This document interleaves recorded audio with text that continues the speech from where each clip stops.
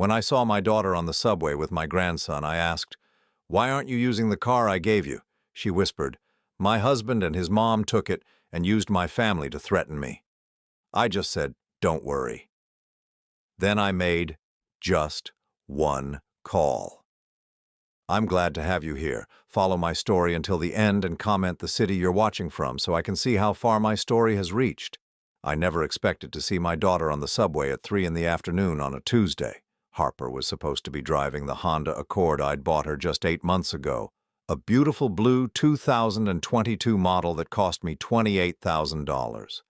Money I'd gladly spent because I wanted my daughter to be safe, to have reliable transportation for herself and my 6-year-old grandson, Danny. But there she was, squeezed between a businessman reading his phone and an elderly woman with too many shopping bags, holding Danny's small hand tightly as the train swayed through another tunnel. Her hair, once bright and full of life, hung limply around her face. She looked thinner than I remembered, her cheekbones more pronounced, her eyes carrying a weight I hadn't seen since her mother died when she was 12. Danny spotted me first. His face lit up with the pure joy only a 6-year-old can manage, and he started waving frantically. "Grandpa, Grandpa!" Harper's head snapped up, her eyes wide with something that looked almost like fear before it melted into a forced smile. She whispered something urgent to Danny, who immediately stopped waving and looked confused. I made my way through the crowded car, my heart already sinking. Something was wrong, very wrong. "Harper, sweetheart," I said, settling into the empty seat across from them. "What are you doing here? Where's your car?" The smile faltered for just a moment, and I caught a glimpse of something desperate in her eyes before she reconstructed her expression. "Oh, Dad, hi. We were just running some errands downtown. You know how parking is." It was a lie. I could hear it in the way her voice pitched higher, see it in the way she wouldn't quite meet my eyes. Danny shifted restlessly beside her, his small legs swinging back and forth. He opened his mouth to say something, but Harper's grip on his hand tightened almost imperceptibly. "Parking," I repeated slowly. "Harper, you live in Brookline. There's plenty of parking near the subway station. Why didn't you drive to the station and take the train from there?" She was quiet for so long that the train stopped at 2 more stations. People got on and off around us, the usual symphony of city sounds, squeaking brakes, automated announcements, conversations in a dozen languages, filling the space where her answer should have been. Finally, when we were alone except for Danny and an old man dozing in the corner, she leaned forward and spoke in a voice so low I had to strain to hear it. "They took it." "Who took it?" But even as I asked, I was afraid I already knew the answer. "Roger and his mother." Her voice cracked on the names. They said I didn't need it anymore. That I should be grateful they let me keep the apartment." The words hit me like a physical blow. Let her keep the apartment? The apartment where she lived with her husband and son. "Harper, that car is in your name. Legally, they can't just take it." She laughed, but there was no humor in it. "Legal doesn't matter when." She glanced at Danny, who was thankfully distracted by something outside the window. "When they have other ways of making you cooperate." My blood pressure spiked. I'd been a lawyer for 38 years before retiring 3 years ago. I knew manipulation when I saw it, knew the signs of financial abuse, emotional control. But this was my daughter.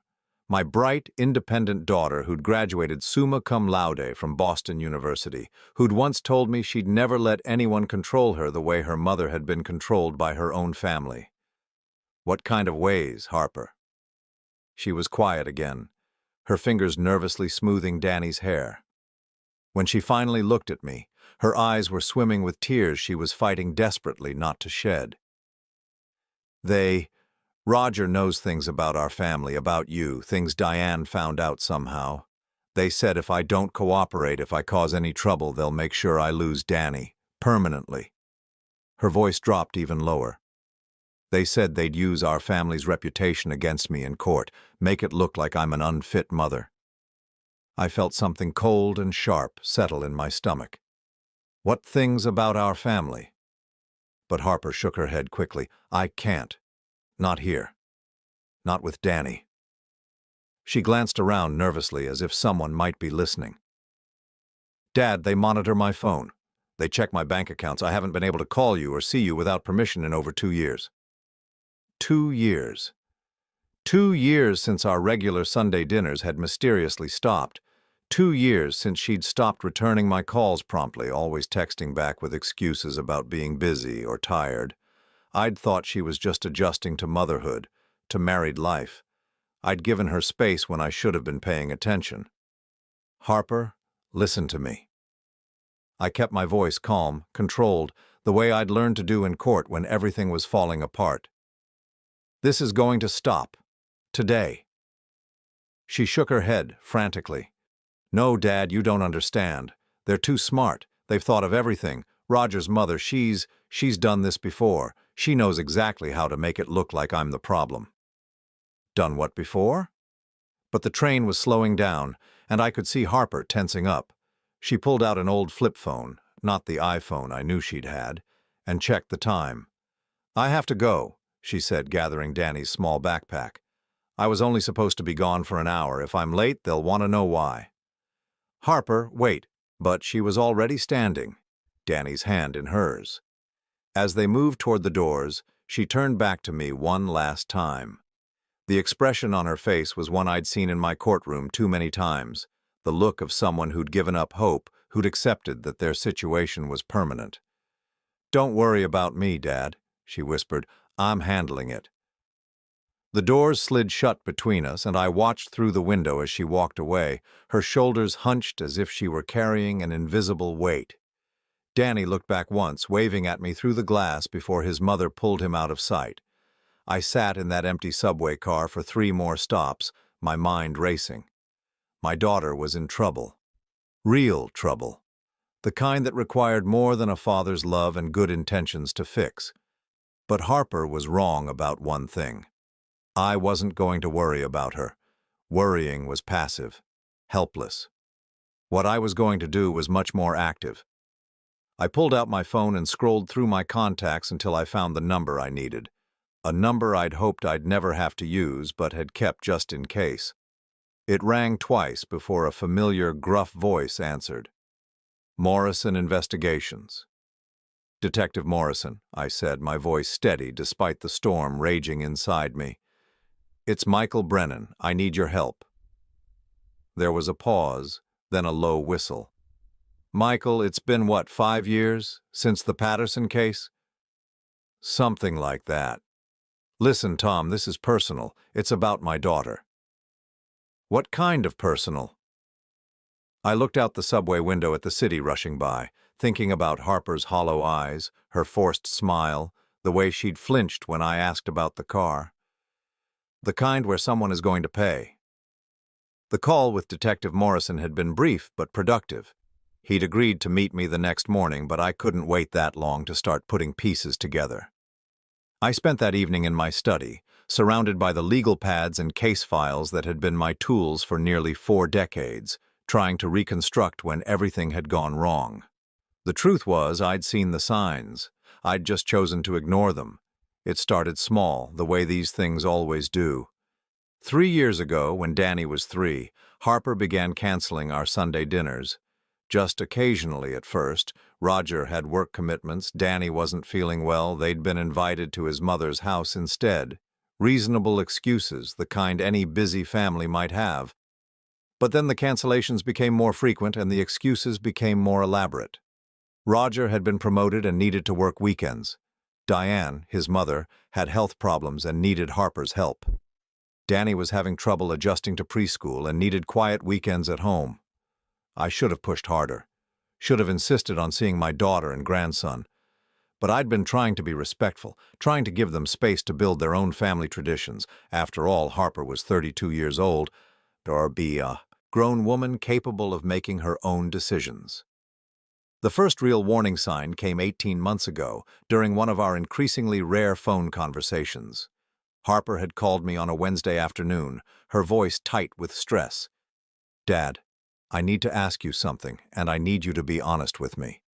Of course, sweetheart. What is it? Did you ever tell Roger that you thought he wasn't good enough for me? The question had caught me completely off guard. What?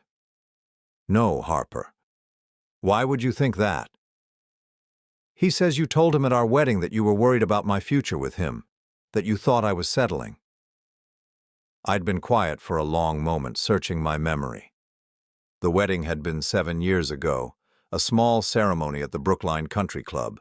I'd been nothing but polite to Roger, had even made an effort to include him in conversations about baseball and his job at the dealership.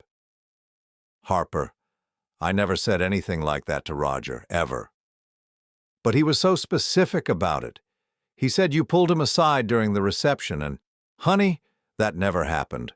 I barely spoke to Roger one-on-one that entire day. There had been a long silence, and I could almost hear her processing this information. When she finally spoke again, her voice was different, smaller. Oh. Well, maybe I misunderstood what he told me. But I knew she hadn't misunderstood. Someone was lying, and it wasn't my daughter. That conversation had haunted me for weeks. I'd started paying closer attention during our occasional visits, watching the dynamics between Harper and Roger. What I saw made my skin crawl. The way Roger would interrupt Harper mid-sentence, then apologize with a laugh, saying she got confused sometimes. The way he'd speak for her when I asked her direct questions. The way Harper would glance at him before answering, as if seeking permission. Most unsettling was the way he'd positioned himself as the reasonable one, the patient husband dealing with a wife who was still adjusting to married life, and a little overwhelmed by motherhood. He painted Harper as fragile, emotional, prone to misremembering things, and I'd bought it. God help me. There were moments when I'd actually believed him. The financial control had been even more subtle. It started with Roger suggesting that Harper didn't need her own credit card since they shared accounts. We're married, he'd said with that boyish smile of his. What's mine is hers, what's hers is mine. Then he'd convinced her to quit her job as a graphic designer. Danny needs his mother, Diane had said during one of their visits to my house. Daycare is so damaging to children. Harper's being selfish, putting her career before her son's well-being. Harper had been torn. She'd loved her job, had built a small but successful freelance business before Danny was born. But between Roger's subtle pressure and Diane's guilt trips, she'd gradually given it up. It's temporary, Harper had told me when she announced her decision, just until Danny starts school. But temporary had stretched into 3 years, and I'd watched my confident, independent daughter slowly transform into someone I barely recognized. Someone who apologized for her opinions, who second-guessed herself constantly, who seemed to shrink a little more each time I saw her. The phone rang, startling me out of my memories. I glanced at the clock. 11:30 at night. Who would be calling so late? The caller ID showed Harper's name, but when I answered, it was Roger's voice I heard. Michael, sorry to call so late, but I wanted to catch you before you went to bed. Roger. I kept my voice neutral. What can I do for you? Well, Harper mentioned she ran into you on the subway today. She's a little worried that you might have gotten the wrong impression about our situation. What kind of impression? Roger laughed, that same easy laugh that had once charmed me but now set my teeth on edge. You know how Harper can be. She gets a little dramatic sometimes. I think she might have made it sound like we took her car away from her when really we're just having it serviced. Serviced? Yeah, the transmission was making some noise. My buddy owns a shop in Quincy. He's giving us a good deal on the repairs. Should have it back to her in a few days. I leaned back in my chair, studying the ceiling. Roger was good. Very good. The lie was plausible, delivered with just the right amount of casual confidence. If I hadn't seen the fear in Harper's eyes that afternoon, I might have believed him. That's good of your friend, I said. What's the name of the shop? I'd like to recommend him to my neighbors if he does good work. There was the briefest pause. Oh, you know, I can't remember the exact name off the top of my head. Tony's something or other. I'll ask Harper to get you the details. Don't worry about it. I'll ask Harper myself when I talk to her. Another pause, longer this time. Actually, Michael, that's kind of why I'm calling. Harper's been feeling a little overwhelmed lately. The doctor thinks she might be dealing with some postpartum depression, even though Danny's 6 now. You know how these things can linger. Postpartum depression. 6 years later. The audacity of it took my breath away. I see. The thing is, the doctor recommended that Harper limit stressful situations for a while, family visits, phone calls, that kind of thing, just until she gets back on her feet. Are you telling me I can't see my daughter? Of course not. Roger's voice carried just the right note of wounded innocence. I would never presume to interfere with your relationship with Harper. I'm just asking that you maybe give her some space right now, for her own good. For her own good? The manipulation was so naked, so blatant that I almost laughed out loud. I appreciate your concern for Harper's well-being, I said carefully, but I think I know my daughter well enough to judge what's best for her. Of course you do, Roger said quickly. I didn't mean to imply otherwise. It's just that, well, Diane has some experience with these kinds of mental health issues. She's been such a help to Harper, really guiding her through this difficult time. Diane. Roger's mother. The woman who'd never liked Harper from the moment they'd met. The woman who'd made snide comments about Harper's weight during her pregnancy, who'd criticized her parenting at every opportunity, who'd somehow convinced Harper that she needed guidance from someone who clearly resented her existence. I'm sure Diane means well, I said. She does. We all do. We just want what's best for Harper and Danny. So do I. There was a long silence. When Roger spoke again, his voice had lost some of its warmth. Of course. Well, I should let you get some sleep. Thanks for understanding about the car situation. I'll make sure Harper explains everything when she's feeling more like herself. The line went dead. I sat in my study for a long time after that, staring at the phone and thinking about patterns, about the way predators isolated their prey, cut them off from support systems, made them dependent. I thought about the conversation I'd had with Harper 18 months ago, about Roger's claim that I'd insulted him at their wedding, about how Harper's voice had changed when I'd denied it, how she'd sounded like someone who was just beginning to realize she'd been lied to. Most of all, I thought about the fear in her eyes on the subway, and the way she'd looked around nervously as if someone might be watching. Someone was watching, someone was always watching, but two could play that game. I reached for my phone and scrolled through my contacts again, this time looking for a different number, one I hadn't called in years but knew would still be active. It rang 4 times before a sleepy voice answered. Marcus Webb.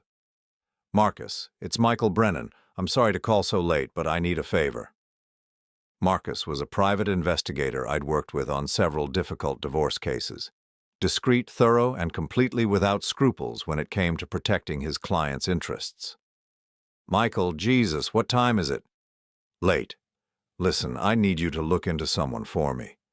Roger Castellano, mid-30s, works at a car dealership in Newton. I want to know everything, his financial history, employment record, previous relationships, everything. There was a pause as Marcus woke up fully. This personal or professional? Personal, and Marcus, I need it fast. How fast? I thought about Harper's hollow eyes, about the fear in her voice when she'd told me about the threats. Yesterday. Detective Morrison looked exactly the same as he had 5 years ago, when we'd worked together on the Patterson custody case. Still built like a linebacker, still wearing the same style of rumpled brown jacket, still carrying himself with the quiet confidence of someone who'd seen every kind of human ugliness and lived to tell about it. We met at Murphy's Diner on Commonwealth Avenue, a place where the coffee was strong and the booths were deep enough to have private conversations. I'd arrived 10 minutes early, but Morrison was already there, nursing a cup of black coffee and reading through a manila folder that was thicker than I'd expected. You work fast, I said, sliding into the booth across from him. When Michael Brennan calls in a favor, I pay attention. He closed the folder and looked at me with those sharp gray eyes that had intimidated countless witnesses over the years. Tell me about your daughter.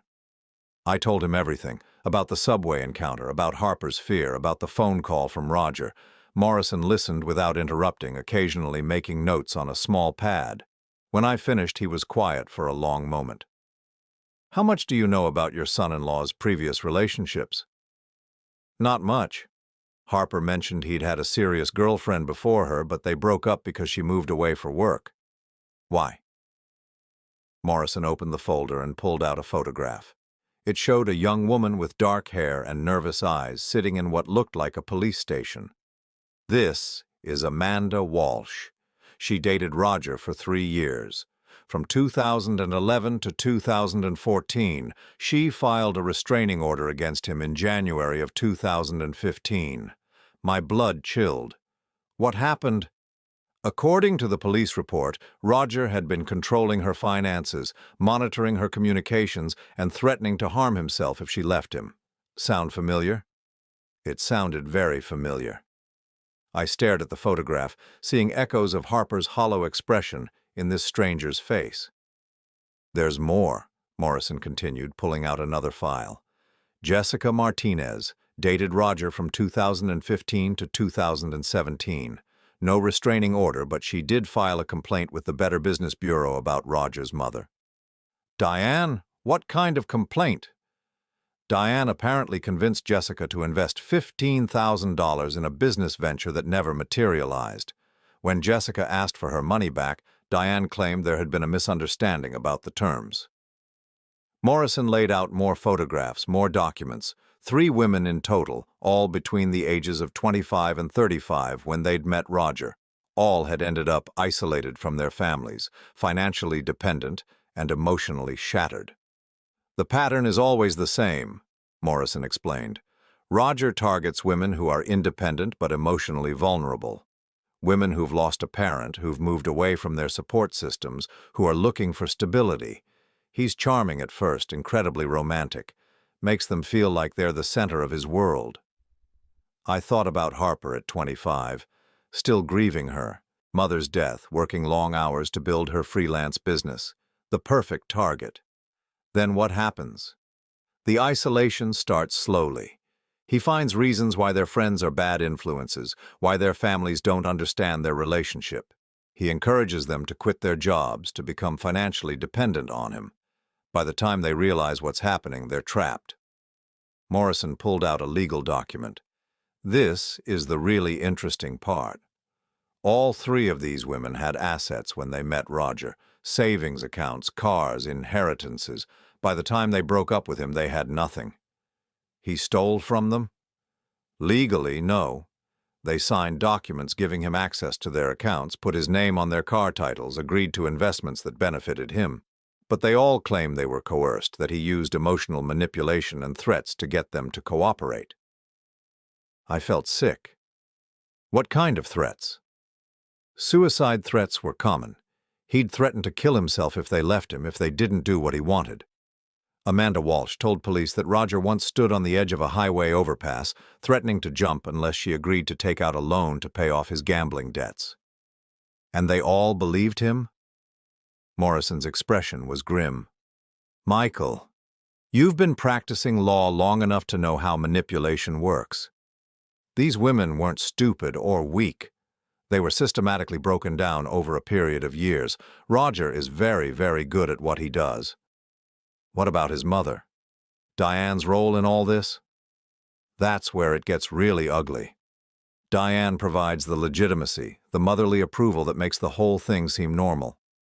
She's the one who convinces these women that Roger's behavior is acceptable, that they're overreacting to his protective instincts. She also handles the financial scams, the fake business investments, the emergency loans that never get repaid. Morrison pulled out another document. This is Diane's credit report. She's been involved in at least 6 questionable financial transactions over the past 10 years, always involving young women who were dating her son. I stared at the papers spread across the diner table, feeling a cold rage building in my chest. This wasn't just about Roger being a bad husband. This was about 2 people who had turned emotional abuse into a business model. Where are these women now? Amanda Walsh moved back to California to live with her sister, lost her house, her car, everything. Jessica Martinez is in therapy trying to rebuild her life. The 3rd woman, Kelly Chen, took out a restraining order against both Roger and Diane last year. Last year, while Roger was married to Harper? Apparently, Roger had been contacting Kelly on social media, telling her he'd made a mistake, that he wanted to work things out. When she refused to see him, Diane started showing up at her workplace, claiming Kelly owed them money from their previous relationship. The pieces were falling into place now, creating a picture so ugly I could barely process it. Roger hadn't just been unfaithful to Harper, he'd been running a parallel scheme, trying to rekindle relationships with his previous victims. Does Harper know about any of this? Morrison shook his head. I doubt it. Roger and his mother are experts at compartmentalization. They keep their victims isolated from each other, make each one believe she's special, that the problems in the relationship are her fault. I thought about Harper's voice on the subway, the way she'd said Roger and Diane had threatened to use our family's reputation against her. What kind of leverage do they have over Harper specifically? Morrison consulted his notes. I'm still working on that, but based on the pattern, they've probably convinced her that she's an unfit mother in some way, that she's mentally unstable or financially irresponsible. They create a narrative where the victim is always at fault, always in need of their guidance and control. How do we stop them? That's the tricky part. Everything Roger and Diane do is technically legal. The financial coercion happens gradually with signed documents. The emotional abuse is hard to prove, and they're smart enough to avoid anything that would constitute criminal behavior. Morrison leaned forward, his voice dropping lower. But there's one thing working in our favor. Roger's getting sloppy. The fact that he tried to restart things with Kelly Chen while married to Harper shows he's overconfident, taking bigger risks. What does that mean for Harper? It means we set a trap. We give Roger enough rope to hang himself, and we make sure Harper is protected when he does. I felt a spark of hope for the first time since seeing Harper on the subway. What kind of trap? Morrison smiled, and it wasn't a pleasant expression. Roger thinks he's the smartest person in the room. He's used to dealing with isolated, vulnerable women who have no one to turn to for help. But Harper has something his other victims didn't have. What's that? She has a father who's not going to let this slide, and she has a father who knows exactly how to destroy someone using the legal system. Morrison gathered up his files and slid them across the table to me. Take these home, study them. Learn everything you can about Roger and Diane's methods, because we're going to use their own tactics against them. As we stood to leave, Morrison grabbed my arm. Michael, there's one more thing you need to know. According to my sources, Roger has been telling people that Harper is mentally unstable, that she's been having episodes. He's building a case for custody of your grandson. The rage I'd been keeping contained finally boiled over my dead body. That's the spirit, Morrison said grimly. Because if we don't stop this now, Roger is going to take everything from Harper, her son, her freedom, her sanity, and based on his track record, he'll probably succeed. I walked out of that diner with a burning determination I hadn't felt since my prosecuting days. Roger and Diane had picked the wrong family to target. They'd mistaken Harper's kindness for weakness, her trust for stupidity. They were about to learn the difference between a victim with no resources and a victim whose father had spent 4 decades learning how to destroy people professionally. The game was about to change, and this time, I was going to be the one making the rules. I had work to do, phone calls to make, a case to build, and Roger Castellano was about to discover that some fathers don't just get mad, they get methodical. The plan Morrison and I developed was elegant in its simplicity. Roger's greatest weakness was his arrogance. He believed he was smarter than everyone around him, more sophisticated than the authorities, more manipulative than his victims' families. We were going to use that arrogance to destroy him. It started with a phone call. I dialed Roger's number at exactly 8:15 on a Friday morning, knowing he'd be at the dealership, probably between customers. I'd rehearsed what I was going to say, but I needed to sound spontaneous, like a concerned father reaching out in good faith. Roger, it's Michael. Do you have a minute to talk? Michael, of course. Is everything okay? The false warmth in his voice made my skin crawl, but I forced myself to match his tone. Everything's fine. I've just been thinking about our conversation the other night, and I wanted to apologize if I seemed resistant to your suggestions about Harper. There was a pause. I could almost hear Roger recalibrating, trying to figure out what angle I was playing. No need to apologize, Michael. I know you love Harper. We all want what's best for her. That's exactly why I'm calling. I've been doing some research about postpartum depression, and I think you might be right about Harper needing professional help. I'd like to contribute to her treatment, maybe help with the medical bills. The silence stretched longer this time. When Roger finally spoke, I could hear the excitement he was trying to hide. That's incredibly generous, Michael. I know Harper would be so grateful for your support. Of course. Family is family, but I want to make sure any money I contribute is used properly, you understand? Absolutely. What did you have in mind? This was the crucial moment. Morrison and I had spent hours crafting this approach, knowing that Roger's greed would override his caution. Well, I was thinking about setting up some kind of trust or medical fund, something that would ensure the money goes directly to Harper's care with proper oversight. I'd probably need to involve my financial advisor, maybe have him meet with you and Harper to discuss the details. That sounds perfect, Roger said quickly. When were you thinking? How about this weekend, Saturday afternoon? I could have my advisor come to your place. We could all sit down together and work out the arrangements. Actually, Roger's voice took on that smooth, controlling tone I'd learned to recognize.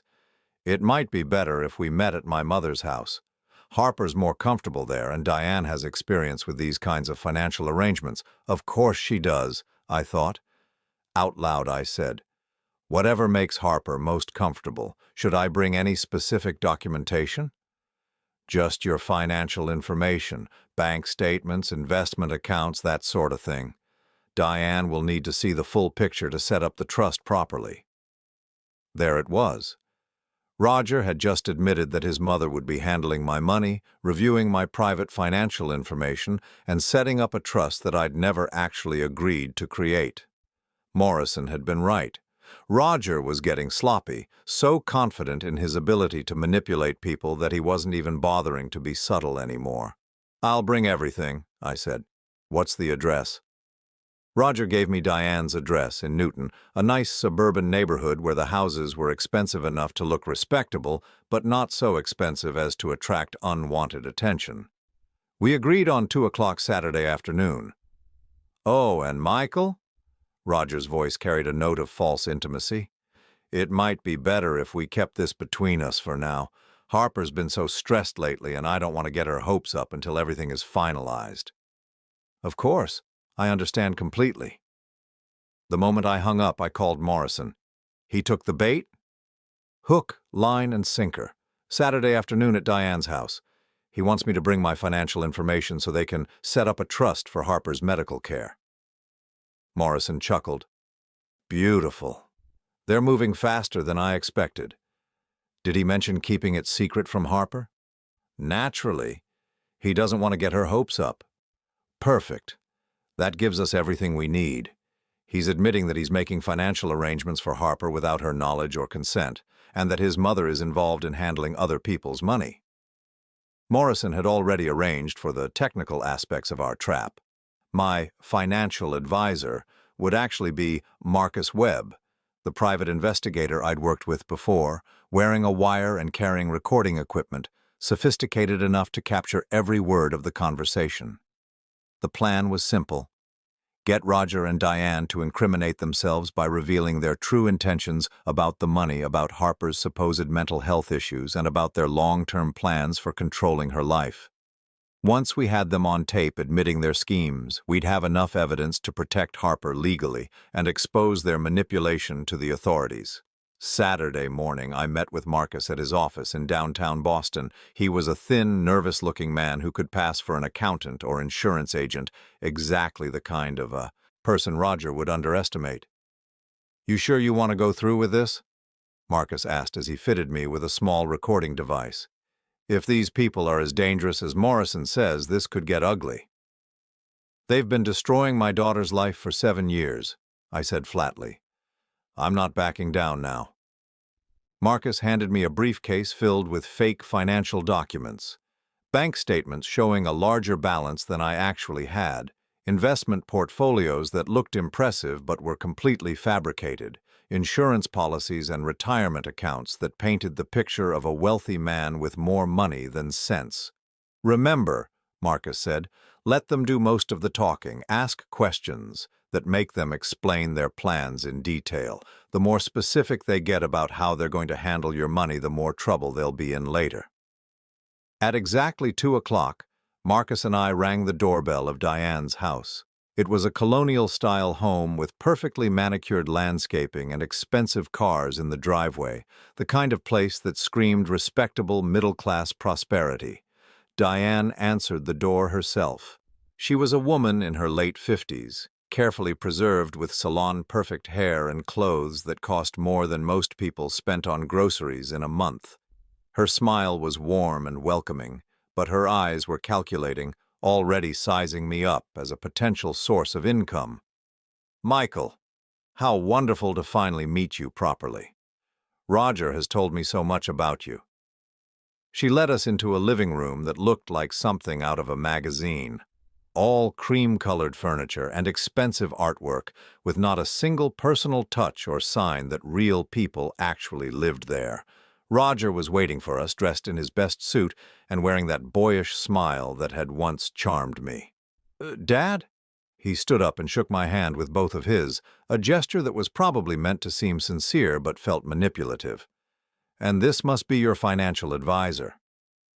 Marcus introduced himself with exactly the right mixture of professional competence and nervous deference. Within minutes, Diane had positioned herself as the expert in the room, the wise older woman who would guide us through the complex process of setting up Harper's medical trust. "Now," Diane said, settling into her chair with a legal pad and expensive pen, "let's talk about Harper's needs. Roger has explained to me about her condition, and I have to say I'm not surprised. I saw the signs early in their marriage, but Harper was always so resistant to getting help." "What kind of signs?" Marcus asked innocently. "Oh, the usual things. Mood swings, irrational behavior, difficulty managing money. She's always been impulsive, you know. That's why it's so important that any financial support be properly structured and supervised." Roger nodded gravely. "We've tried to help her manage her expenses, but she gets defensive whenever we offer guidance. That's part of the illness, unfortunately." I forced myself to stay calm, to play the role of the concerned father who was just beginning to understand his daughter's problems. "I had no idea it was so serious," I said. "What kind of treatment are we looking at?" "Well," Diane said, consulting her notes, "there's the psychiatric evaluation, of course. That alone will cost about $5,000. Then there's the ongoing therapy, probably 2 to 3 sessions per week at $150 each. And if she needs medication—" She let the sentence trail off meaningfully. Marcus leaned forward with his pen poised over his notepad. "And how would you recommend structuring the trust to cover these expenses?" This was where Diane's true nature began to show.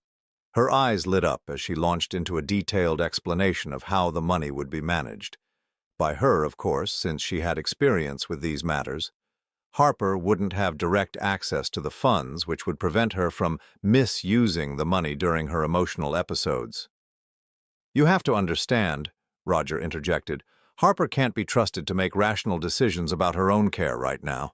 She's convinced that there's nothing wrong with her, that we're the ones causing her problems. It's textbook delusional behavior." "How long has she been experiencing these delusions?" Marcus asked. Roger and Diane exchanged glances. "It's been getting worse over the past 2 years," Diane said. "She's become increasingly paranoid, claiming that Roger is monitoring her phone calls and controlling her money.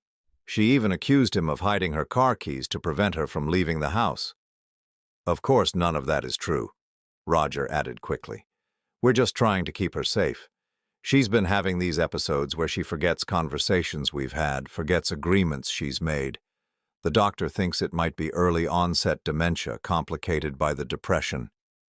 I felt a white-hot rage building in my chest, but I kept my voice level. This sounds more serious than I realized. What's the long-term prognosis?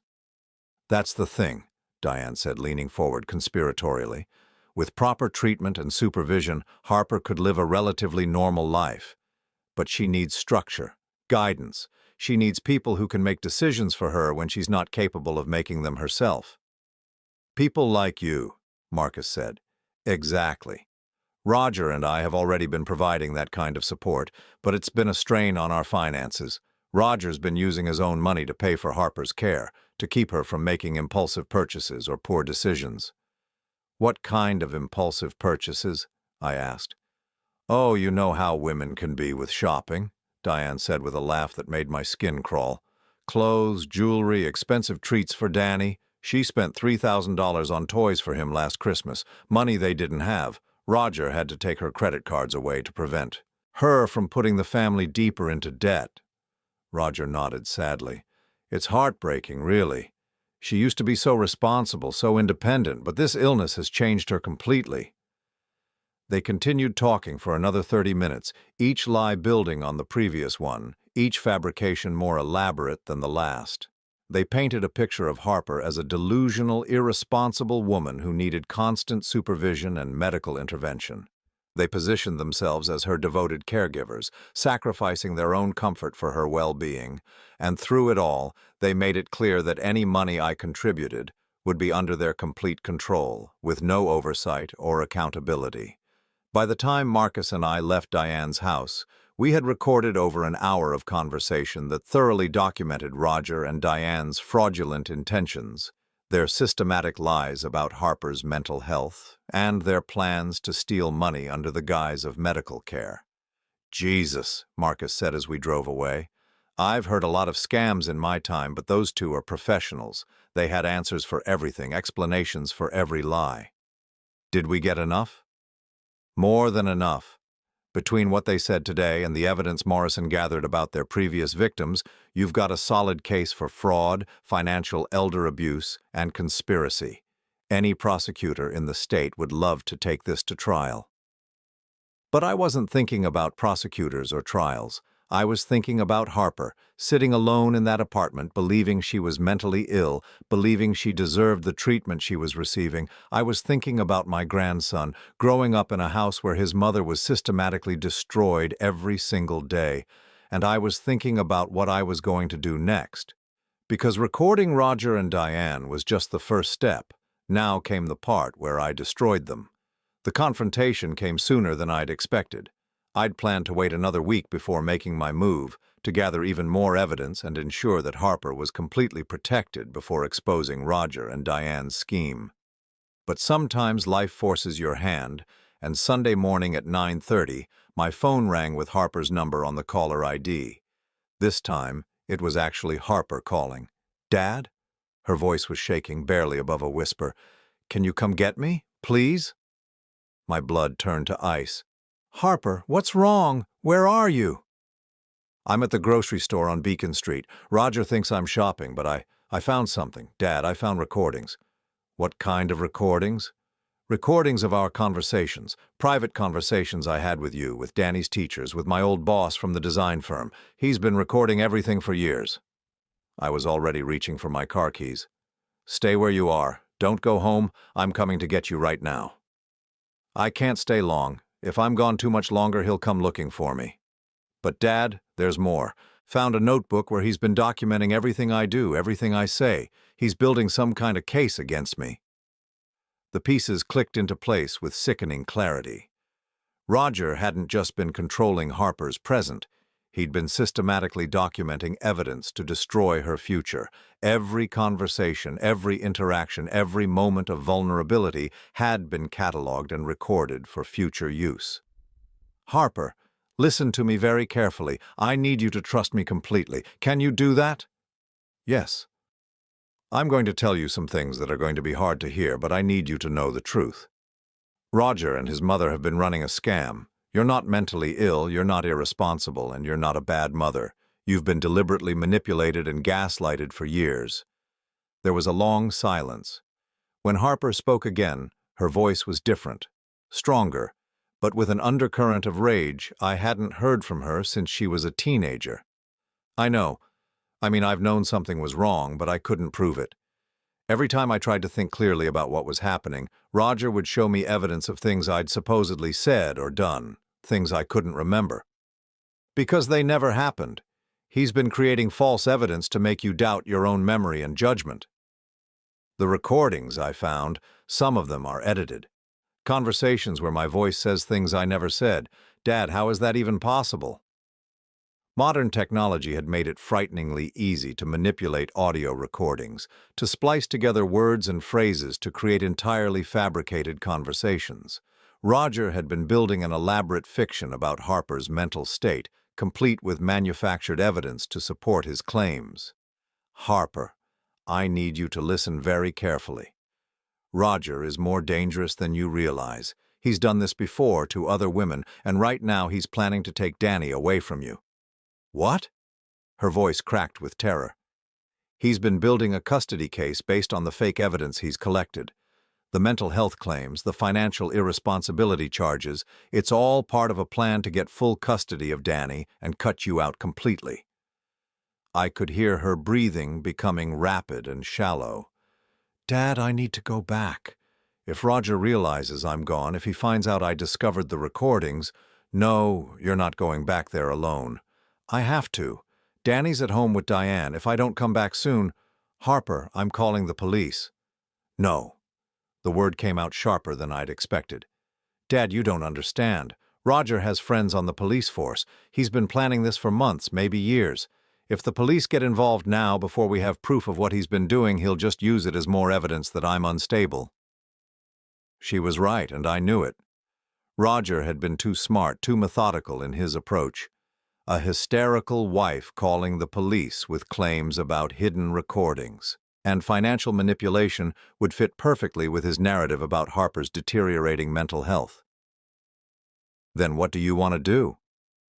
I want to go back and confront him, but I want you to be there when I do it. I want witnesses who can't be discredited or manipulated.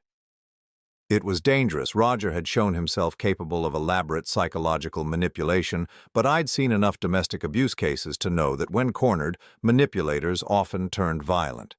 But Harper was right about one thing. We needed to force Roger to show his true nature in front of witnesses who couldn't be dismissed or intimidated. All right. But we do this my way, with protection and backup. I called Morrison immediately. Within an hour, we had a plan. Morrison would position himself outside Roger and Harper's apartment building with recording equipment. I would accompany Harper inside, wearing a wire, while Marcus Webb waited in a car across the street as additional backup. The goal is to get Roger to admit what he's been doing, Morrison explained as we prepared. Harper has the advantage now. She knows about the recordings, but Roger doesn't know that she knows. We want him to incriminate himself. What if he gets violent? Harper asked. That's why your father is going to be there, and why I'm going to be right outside. If things go bad, we'll have plenty of evidence of Roger's true nature. Harper looked pale but determined. Let's do it. The drive to her apartment was the longest 15 minutes of my life. Harper sat beside me, clutching the small recording device she'd taken from Roger's hiding place. A tiny digital recorder that contained hours of manipulated conversations. I keep thinking about all the times he made me feel crazy, she said quietly. All the times I questioned my own memory, my own judgment. He was so good at it, Dad, so convincing. That's what makes him dangerous, but it's also what's going to destroy him. He's so arrogant, so confident in his ability to manipulate people that he doesn't know when to stop. We parked outside the apartment building and took the elevator to the 3rd floor. Harper's hands were shaking as she unlocked the door, but her voice was steady when she called out, "Roger, I'm home." He appeared in the doorway to the living room, that familiar boyish smile already in place, but something flickered in his eyes when he saw me behind Harper. "Michael, what a surprise. Harper didn't tell me you were coming by." "I invited him," Harper said, her voice carefully neutral. "We need to talk." Diane emerged from the kitchen, Danny's hand in hers. My grandson looked confused and a little frightened by the sudden tension in the room. "Grandpa?" Danny ran toward me and I scooped him up, holding him tight. Whatever happened next, I wasn't going to let this little boy be traumatized by it. "Hey, buddy, why don't you go to your room and play for a little while? The grown-ups need to have a boring conversation." Danny nodded and scampered off down the hallway. Once I heard his bedroom door close, Harper pulled out the small recording device and set it on the coffee table. "I found this," she said simply. The change in Roger's expression was instantaneous. The boyish charm vanished, replaced by something cold and calculating. Diane took a step backward, her face going pale. "Harper, sweetheart, what exactly do you think you found?" "Recordings of my private conversations that have been edited to make me sound unstable, irresponsible, delusional." Harper's voice was gaining strength with each word. "Conversations that never actually happened the way they appear on these recordings." Roger looked from Harper to me, his mind clearly racing. "I think there's been a misunderstanding. Those recordings were made for your own protection, Harper. You've been having memory issues, saying things and then forgetting you said them. I was just trying to help you remember." "By editing my voice to make me say things I never said?" "I never edited anything." But his voice had lost its smooth confidence. "If you think the recordings have been tampered with, maybe we should have them examined by a professional." It was a good recovery, but Harper was ready for it. "I already did. I took them to a friend who works in audio production. The editing is obvious once you know what to look for. Splice marks, background noise inconsistencies, frequency mismatches." Roger's jaw tightened. "Who did you show these to?" "Does it matter?" "Harper, you're sick. You're having paranoid delusions about people trying to harm you. This is exactly the kind of behavior the doctors warned us about." "What doctors?" I interjected. "Harper hasn't seen any doctors for mental health issues." Diane stepped forward, trying to regain control of the narrative. "Michael, you don't understand how serious Harper's condition has become. She's been refusing treatment, refusing to acknowledge that she needs help." "The only thing I need help with," Harper said, her voice rising slightly, "is getting you people out of my life." Roger's mask finally slipped completely. "You ungrateful bitch! After everything I've done for you, everything my mother has done, this is how you repay us?" The words hung in the air like a slap. Harper took a step backward, and I moved to stand beside her. "There it is," I said quietly, "the real Roger." "Shut up, old man, this is none of your business." "My daughter is absolutely my business." Roger turned back to Harper, his voice dropping to something low and menacing. "You want to play games, Harper? Fine, let's play. You walk out that door, you try to take Danny, and I'll destroy you. I have years of evidence about your mental instability, your drug use, your irresponsible behavior." "What drug use?" Harper demanded. "The prescription medications you've been abusing, the drinking problem you've been hiding, the times you've left Danny alone while you went on shopping binges. None of that is true, and you know it." Roger pulled out his phone and started scrolling through something. "I have photos of you passed out drunk while Danny played unsupervised. I have receipts showing you spending thousands of dollars on unnecessary purchases while I struggled to pay our bills. I have recordings of you threatening to hurt yourself if I didn't give you money for drugs." Every word was a lie. But I could see how devastating this would be in a courtroom, presented to a judge who didn't know Harper, who had no reason to doubt the seemingly comprehensive evidence of her unfitness as a mother. "You made all of that up," Harper said, but her voice was shaking now. "Prove it." Roger's smile was cruel, triumphant. "Go ahead, call the police. Tell them your husband has been systematically documenting your descent into mental illness and substance abuse. See who they believe." That's when Harper surprised everyone, including me. Instead of breaking down, instead of cowering under Roger's threats, she laughed. "You're right," she said. "I can't prove you made those things up, but I don't have to." "What the hell does that mean?" Harper looked at me and I nodded slightly. It was time. "It means," I said, pulling out my phone and opening the recording app, that for the past 10 minutes you've been confessing to fabricating evidence against your wife in front of witnesses." Roger's face went white. "You recorded this conversation?" "Every word, including the part where you called my daughter an ungrateful bitch and threatened to destroy her with fake evidence." Diane made a small, gasping sound. "Roger, you said nothing could be traced back to us." "Shut up, Mother." But it was too late. The damage was done. Roger had revealed his true nature, admitted to creating false evidence, and threatened to commit perjury in family court, all captured in high-definition audio. "Get out," Harper said quietly. "Both of you. Get out of my apartment right now." Roger took a step toward her, his hands clenched into fists. "You think this is over? You think some stupid recording is going to save you?" That's when I stepped between them. "Try it, son. I'd love to add assault charges to the fraud and conspiracy charges you're already facing." For a moment, Roger looked like he might actually swing at me. His face was flushed with rage, his breath coming in short gasps. But then he seemed to realize how completely he'd lost control, how thoroughly he'd destroyed his own carefully constructed facade. "This isn't over," he said, backing toward the door. "You have no idea what you're dealing with." "Actually," I said, "I know exactly what I'm dealing with. A small-time con artist who picked the wrong family to target." Roger and Diane left without another word, but I could hear Roger shouting in the hallway, his voice echoing off the walls as they waited for the elevator. Harper collapsed onto the couch, her whole body shaking with adrenaline and relief. "Is it really over?" she asked. "The hard part is," I said, sitting beside her and pulling her into a hug. "But there's still work to do." We had the recordings, we had Roger's confession, and we had 7 years of documented abuse to present to the authorities. But most importantly, we had Harper's freedom, and we had the truth.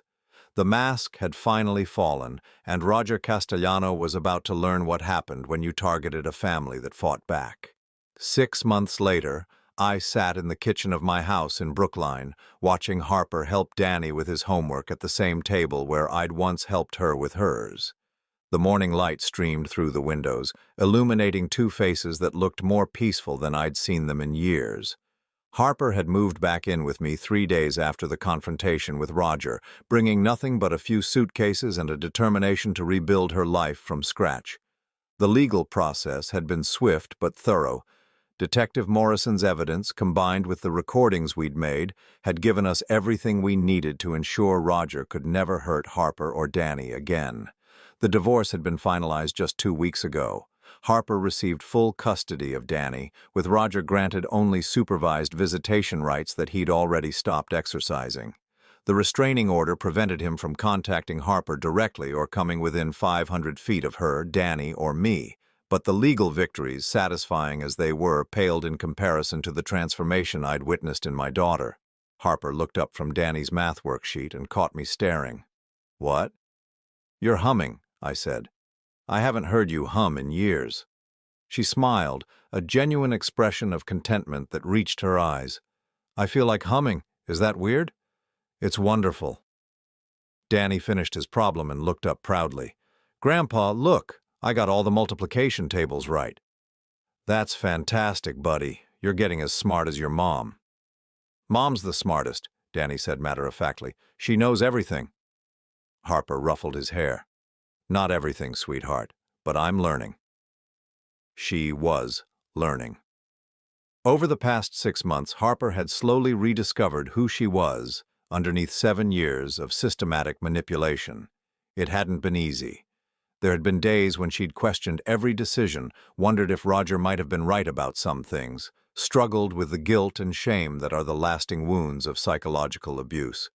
But with therapy, with distance from her tormentors, and with the unconditional support of family who actually loved her, Harper was finding her way back to herself.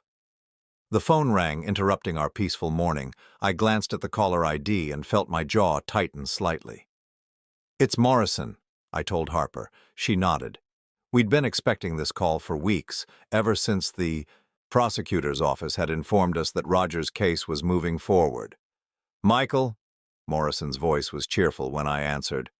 "I've got news, good news. I'm listening." Roger Castellano pled guilty this morning. Fraud, conspiracy, stalking, violation of computer privacy laws, the whole package. He's looking at 2 to 4 years, and he'll be required to pay restitution to all his victims. I felt a wave of satisfaction wash over me. What about Diane? She's cooperating with prosecutors in exchange for a reduced sentence. Apparently she's been running similar scams for over a decade, targeting vulnerable women through her son's relationships. She's providing information about other victims we didn't even know about. Harper had been listening to my side of the conversation, and I could see the relief in her eyes. "It's over?" she asked. "It's over," I confirmed. Morrison continued. "There's more. Roger's been ordered to undergo psychological evaluation and treatment, and the restraining order has been extended for 5 years, renewable if necessary." After I hung up, Harper sat quietly for a few minutes, processing the news. Danny had gone back to his homework, oblivious to the significance of the call. "I thought I'd feel more triumphant," Harper said finally. "But I just feel sad. Sad for the person I used to be, sad for all the time I lost, sad for Danny growing up in that environment." "You can't get those years back," I said gently, "but you can make sure the years going forward are different." "I know, and I am. It's just—" She trailed off, searching for words. "Sometimes I wonder how I let it happen, how I let them convince me I was crazy, that I deserved to be treated that way." It was a question she'd asked many times in therapy, a question that haunted many victims of psychological abuse. The simple answer was that Roger and Diane had been professionals, experts at their craft. But the real answer was more complex. "You let it happen because you're a loving person," I said. "Because you wanted to believe the best about the man you'd married, because you trusted your family to support you. Those aren't weaknesses, Harper. Those are the qualities that make you who you are." "But how do I make sure it never happens again?" "By trusting yourself. By listening to that inner voice that tells you when something isn't right. By remembering that real love doesn't require you to diminish yourself." Harper reached across the table and squeezed my hand. "Thank you. For not giving up on me, for fighting for me even when I couldn't fight for myself." "You never stopped fighting," I said. "You just fought quietly in ways Roger couldn't see or understand. You protected Danny, you maintained your sanity, you survived. That took incredible strength." Danny looked up from his homework. "Are we going to stay here forever, Mom?" Harper and I had discussed this question many times over the past few months. She could afford a place of her own now. Her freelance design business was thriving again, and she'd received a substantial settlement as part of the divorce. But neither of us was eager to break up the family unit that had been healing all of us. "Would you like to stay here?" Harper asked Danny. "Yes, Grandpa makes the best pancakes, and he helps me with my science projects, and he doesn't get mad when I'm loud." Harper laughed, the sound bright and genuine. "Well, if it's okay with Grandpa, I think we can work something out." "It's more than okay," I said. "This house has been too quiet for too long." That evening, after Danny had gone to bed, Harper and I sat on the front porch, watching the sun set over the neighborhood I'd lived in for 30 years. It was the same porch where I'd taught her to ride a bike, where we'd had countless conversations about school and friends and dreams for the future. "I've been thinking about Mom a lot lately," Harper said, "about what she would think of everything that happened." Harper's mother, my wife Sarah, had died when Harper was 12, a sudden heart attack that had left both of us reeling. Sarah had been the emotional center of our family, the one who'd taught Harper to be kind and trusting and open-hearted. "She would be proud of you," I said. "Proud of your strength, proud of the mother you've become, proud of the way you fought your way back." "Do you think she would have seen through Roger from the beginning?" I considered the question carefully. Sarah had been intuitive about people, but she'd also been generous in her judgments, inclined to give people the benefit of the doubt. "I think she would have been suspicious of anyone who tried to change you," I said finally. "Your mother loved you exactly as you were. She wouldn't have understood why anyone would want to make you smaller or quieter or less yourself. Harper wiped away a tear. I wish she could meet Danny. Really meet him, not just as the scared little boy he was, with Roger, but as the happy, confident kid he's becoming. She does know him, I said, and she knows you. The best parts of her live on in both of you. We sat in comfortable silence for a while, listening to the evening sounds of the neighborhood. Children playing in backyards, dogs barking, the distant sound of a lawnmower. Normal, peaceful sounds that had become precious to us both. Dad? Harper's voice was soft, thoughtful. I want to do something to help other women who are going through what I went through. What did you have in mind? I don't know yet. Maybe volunteer with a domestic violence organization, maybe start a support group. I just know that I can't be the only one who's experienced this kind of manipulation.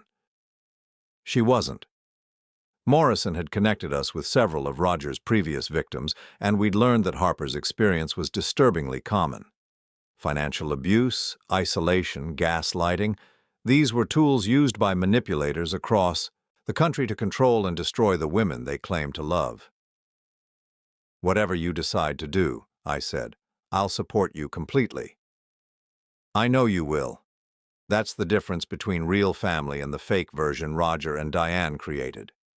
Real family doesn't try to control you or change you. Real family loves you enough to let you be yourself.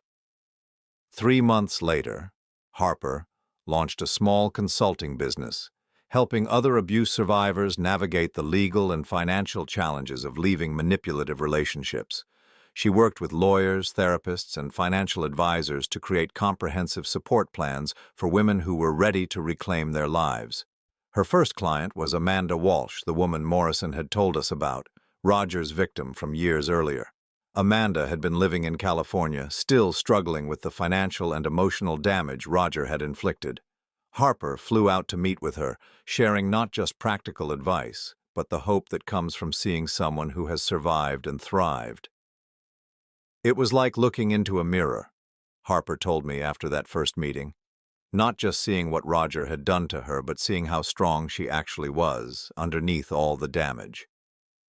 The business grew slowly but steadily. Harper was careful to maintain her boundaries, to protect her own healing while helping others. She'd learned the hard way that giving too much of yourself could be dangerous, even when your intentions were good. Danny thrived in our multi-generational household. He started playing Little League baseball, joined the school chess club, and made friends with the neighborhood kids.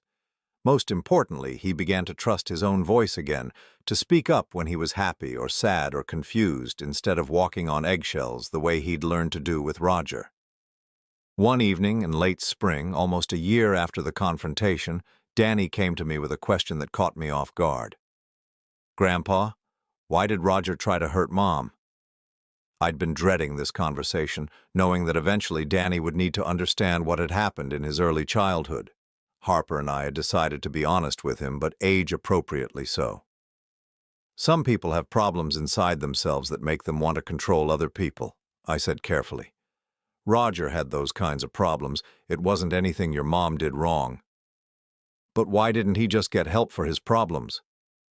It was such an innocent question, asked with the clarity that only children possess. Sometimes people with those problems don't think they need help. They think everyone else is the problem. Danny nodded solemnly. I'm glad he's gone. Mom smiles more now. Me too, buddy. Me too. As I tucked Danny into bed that night, I reflected on how much our lives had changed. A year ago, Harper had been trapped in a relationship that was slowly destroying her, isolated from her family, convinced she was losing her mind. Danny had been a frightened little boy, walking on eggshells, learning that love came with conditions and requirements. Now our house was full of laughter, of genuine affection, of the kind of unconditional love that makes people feel safe enough to be themselves. Harper appeared in Danny's doorway as I finished the bedtime story. "Good night, sweetheart," she said, kissing her son's forehead. "Good night, Mom. Good night, Grandpa. I love you both." "We love you too," Harper and I said in unison. Later, as Harper and I cleaned up the kitchen, she paused in her dishwashing to look at me. You know what the best part of all this is? What's that? I'm not afraid anymore. For 7 years, I lived with this constant anxiety, this feeling that I was always doing something wrong, always disappointing someone. Now, when I wake up in the morning, I don't have to worry about what mood Roger will be in or what new way he'll find to make me feel small.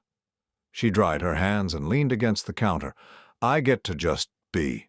Be a mother, be a daughter, be myself. It's such a simple thing, but it feels revolutionary. You've always been yourself, I said. Roger just tried very hard to convince you otherwise. But I'm stronger now. Stronger than I was before I met him even, because now I know what I'm capable of surviving. I know that I can trust my own judgment, that I can fight for what matters.